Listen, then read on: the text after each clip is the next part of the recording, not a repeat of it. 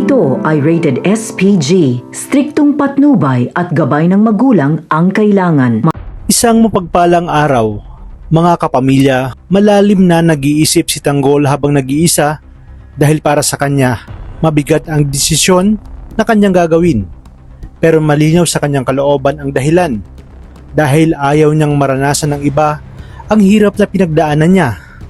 Kaya naman, napagpasahan niya tumakbo bilang Vice Mayor ni Olivia para sa pagbabago at mas makatulong sa mga nakararami.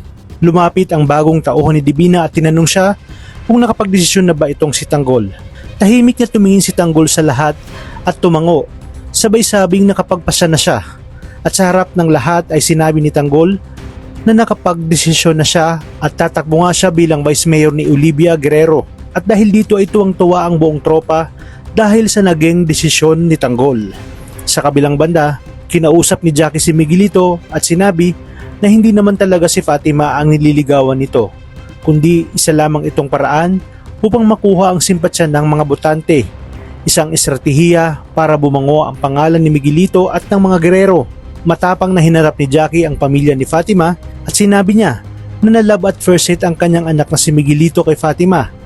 Dahil dito ay kilig na kilig ang mga tao sa paligid, sabay sigawan at palakpakan.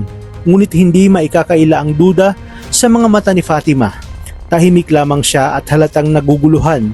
Tinanong niya ang kanyang sarili na paanong naging love at first sight. Inalala niya ang una nilang pagkikita ni Miguelito at hindi ito magandang alaala para sa kanya. At sa gitna ng hiyawan at tuksuhan ay biglang lumuhod si Miguelito na halatang pakitang tao lamang. Hindi naman maipinta ni Fatima ang kanyang muka at hindi alam ang kanyang magiging reaksyon.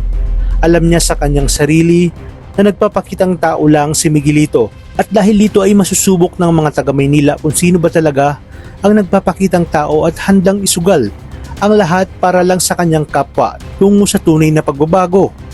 Ang mangyayaring eleksyon ay masuugat sa mas masalimuot na katotohanan at pagkukrus ng landas ni Martes at Don Gustavo. Malalaman na din natin kung saan napunta ang mana na ibinigay dati ni Gustavo kay Tinding.